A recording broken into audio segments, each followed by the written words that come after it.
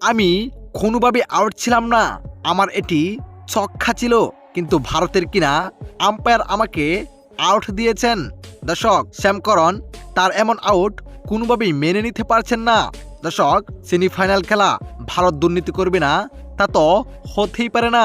দর্শক, ভারতের দেওয়া 253 রানের লক্ষ্যে ব্যাট করতে নেমে দুর্দান্তভাবে শুরু করতে না পারলেও অবিশ্বাস্য ব্যাটিং করেছিলেন ম্যাথেল, যেখানে একাই দলের জয়ের জন্য লড়েছিলেন।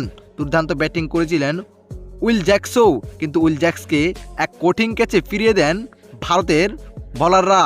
তবে স্যাম করণও ছিলেন দুর্দান্ত ব্যাটিংয়ে, কিন্তু স্যাম করণকে এক অপ্রত্যাশিত ক্যাচ আউটে ফিরিয়ে দেন ভারত, যেখানে দর্শক 19 নম্বর ওভারে বিশাল ছক্কা মারার চেষ্টায় উড়িয়ে মারেন স্যাম করণ, যেখানে বলটি গিয়ে পড়েন তিলক ভার্মার হাতে।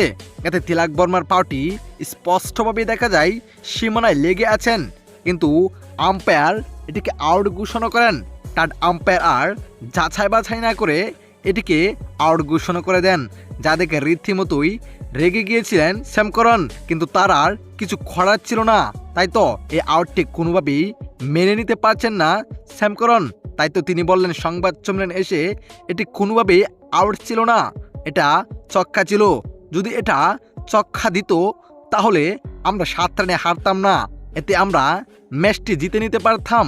ভারত আমার আউট নিয়ে দুর্নীতি করেছে, আমি কোনোভাবেই আউট ছিলাম না। তো দর্শক, আপনার কাছে কি মনে হয়, এটি কি সত্যি আউট ছিল নাকি পরিকল্পিতভাবে আউট নিয়েছেন ভারত? জানিয়ে দিবেন আপনার মতামত এই ভিডিওর কমেন্ট বক্সে। ধন্যবাদ।